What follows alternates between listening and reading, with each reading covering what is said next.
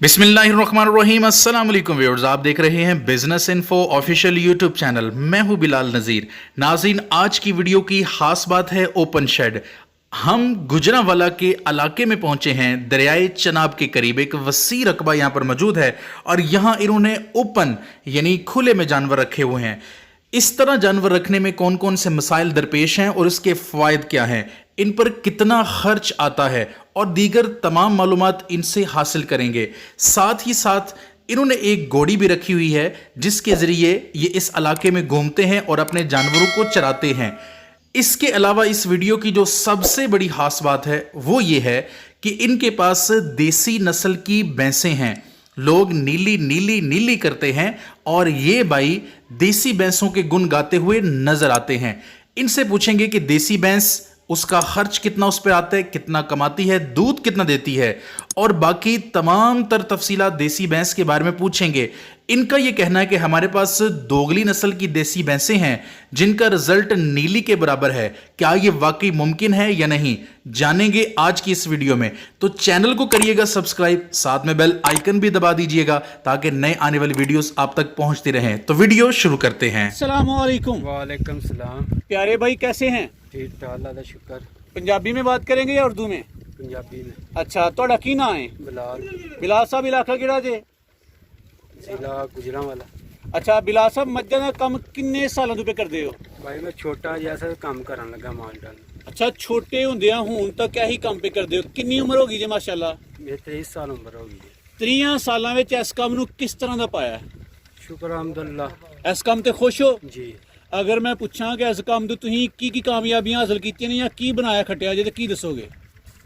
भाई ज़मीन भांडा और अल्लाह का शुक्र है जो जो कने दुनिया का तरक्की करते आए हैं इस माल तो।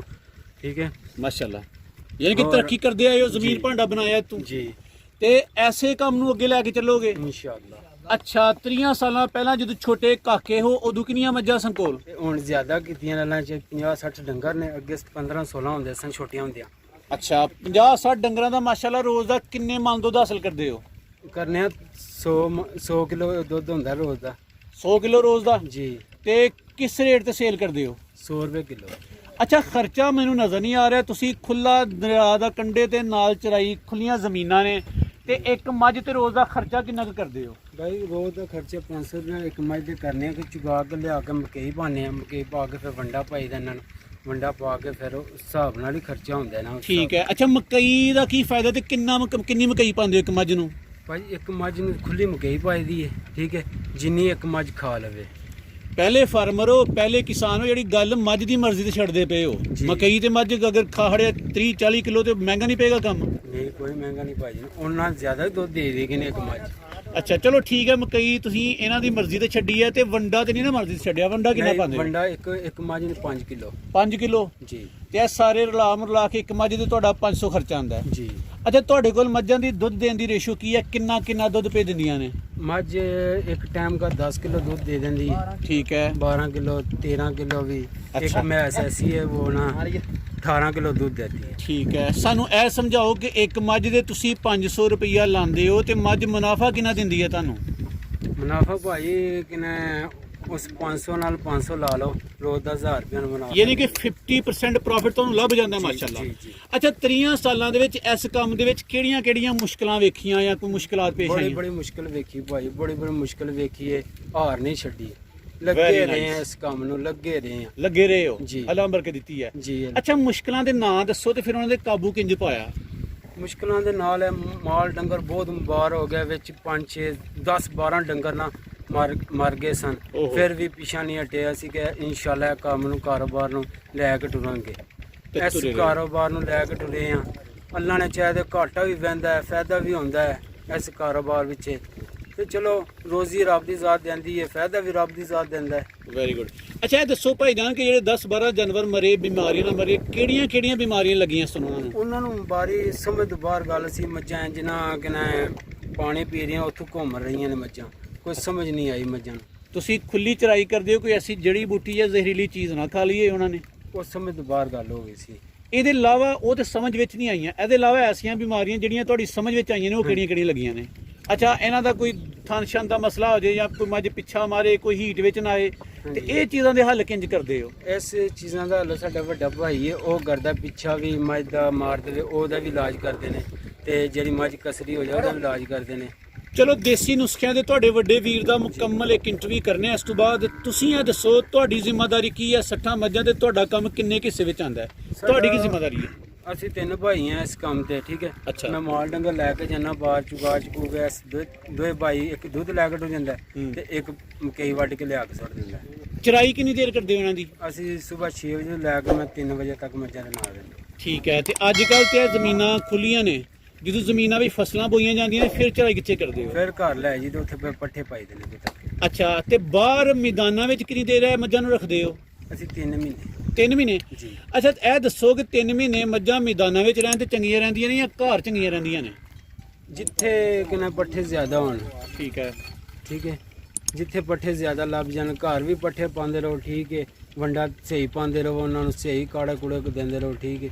ਜਾਂ ਇੱਥੇ ਵੀ ਮੱਝਾਂ ਚੁਗ ਕੇ ਆਣ, ਇੱਥੇ ਵੰਡਿਆ ਖਾਣ, ਇੱਥੇ ਵੀ ਉਹਨਾਂ ਨੂੰ ਸਹੀ ਤਿਆਦ ਨਾਲ ਫਿਰ ਉਹਨਾਂ ਨੂੰ 60 ਮੱਝਾਂ ਵਾਸਤੇ ਕੋਈ ਮਜ਼ਦੂਰ ਵੀ ਰੱਖੇ ਜੇ ਕਿ ਆਪ ਹੀ ਕੰਮ ਕਰਦੇ ਪਏ? ਤਿੰਨੇ ਭਾਈ ਕੰਮ ਕਰਦੇ। ਤਿੰਨੇ ਭਾਈ ਆਪ ਹੀ ਕੰਮ ਕਰਦੇ ਪਏ ਹੋ? ਅੱਛਾ, 3 ਮਹੀਨਿਆਂ ਬਾਅਦ ਜਦੋਂ ਘਰ ਲੈ ਕੇ ਜਾਓਗੇ ਤੇ ਘਰ 60 ਮੱਝਾਂ ਦੇ ਇੰਤਜ਼ਾਮ ਵਾਸਤੇ ਸ਼ੈੱਡ ਵਗੈਰਾ ਕਿਹੋ ਜਿਹਾ ਬਣਾਇਆ ਜੇ? ਖੁੱਲਾ ਇਲਾਕਾ ਹੀ ਬਣਾਏ ਹੈ ਤੇ ਕਿਨੇ 70-80 ਫੁੱਟ ਬਰਾਂਡਾ ਬਣਾਏ ਹੈ, ਠੀਕ ਹੈ। ਤੇ ਉਹਦੀ ਆਲ ਦੁਆਲੀ ਕੀਤੀ ਹੈ ਯਾਨੀ ਕਿ ਸਾਦਾ ਕੰਮ ਹੈ। ਜੀ, ਸਾਦਾ ਕਿੰਨੇ ਕੁ ਖਰਚੇ ਨਾਲ ਇੰਤਜ਼ਾਮ ਕੀਤਾ ਜੇ 50-60 ਮੱਝਾਂ ਦਾ? ਉਹਨਾਂ ਦਾ ਖਰਚਾ ਲੱਗ ਗਿਆ 20-25 ਲੱਖ ਰੁਪਏ। 20-25 ਲੱਖ? ਠੀਕ ਹੈ।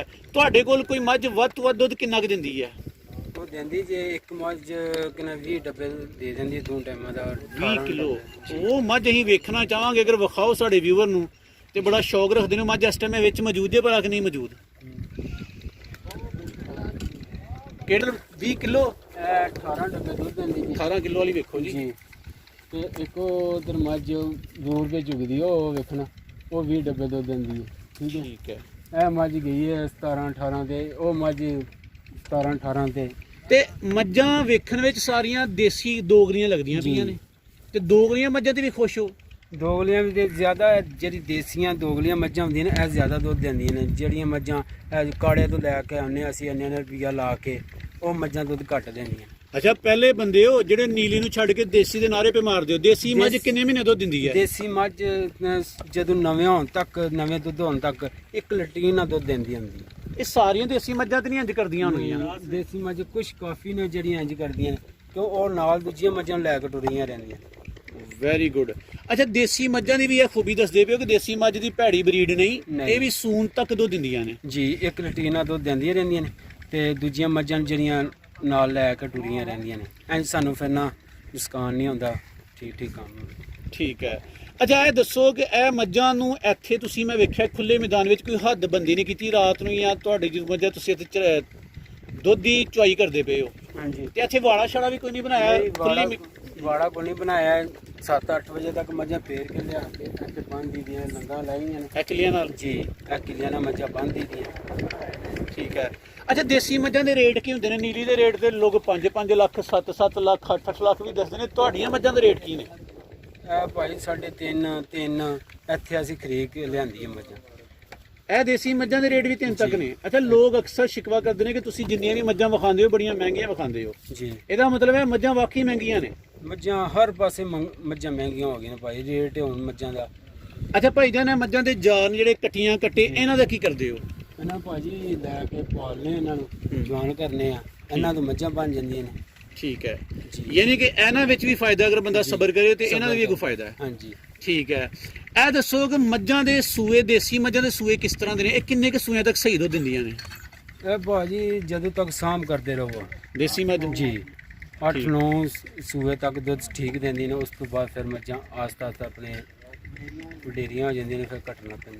ਅੱਛਾ, ਤੁਸੀਂ ਦੱਸਿਆ 1 ਸਾਲ ਸੂਣ ਤੱਕ ਵੀ ਦੁੱਧ ਦਿੰਦੀ ਹੈ ਜੀ। ਜੇ, ਲੇਕਿਨ ਜਿਹੜਾ ਦੁੱਧ ਦਿੰਦੀ ਹੈ ਇੱਕ ਹੀ ਮਿਕਦਾਰ ਵਿੱਚ ਦਿੰਦੀ ਜਾਂਦੀ ਹੈ, ਘਟਾਈ ਲੈਂਦੀ ਹੈ? ਇੱਕ ਮਕਾਰ ਨਾਲ ਦੁੱਧ ਦਿੰਦੀ ਰਹਿੰਦੀ। ਸਾਂਢ ਕੋਈ ਰੱਖਿਆ ਜਾਂਦੀਆਂ ਮੱਝਾਂ ਵਿੱਚ? ਸਾਂਢ ਕਿੱਥੇ ਜੇ? ਸਾਂਢ ਵੀ ਦੇਸੀ ਹੈ? ਠੀਕ ਹੈ ਜੀ। ਉਹ ਸਾਂਢ ਸ਼ਾਇਦ ਇਹ ਤਾਂ ਨਜ਼ਰ ਆਇਆ। ਲਿਆਓ ਉਧਰ ਅੱਗੇ ਬਰੀਡਰ ਦਿਖਾ ਸਾਨੂੰ ਜੀ। ਇਹ ਬਰੀਡਰ ਵਾਵਾ ਉਮਰ ਦਾ ਲੱਗਦਾ ਪਿਆ। ਨਹੀਂ, ਮੂੰਹ ਤੋਂ ਕੀ ਜੇ? ਲੈ ਲਓ।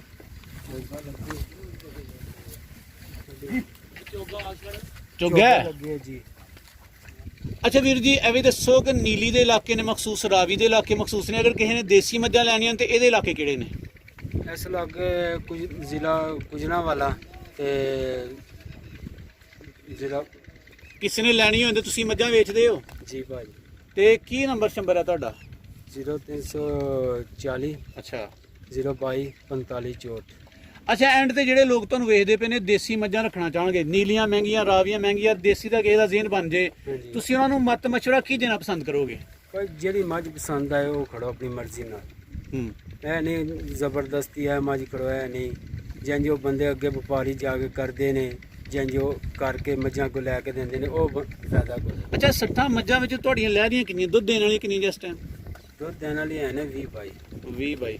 ਚਲੋ ਸ਼ੁਕਰੀਆ ਵੀਰ ਜੀ, ਅਗਲੀ ਵੀਡੀਓ ਨੈਕਸਟ ਮਜ਼ੀਦ ਤੁਹਾਡੇ ਨਾਲ ਇੰਟਰਵਿਊ ਕਰਨੇ ਆ। ਫਿਲਹਾਲ ਤੁਹਾਡੀ ਬਹੁਤ ਸਾਰੀ ਮਿਹਰਬਾਨੀ।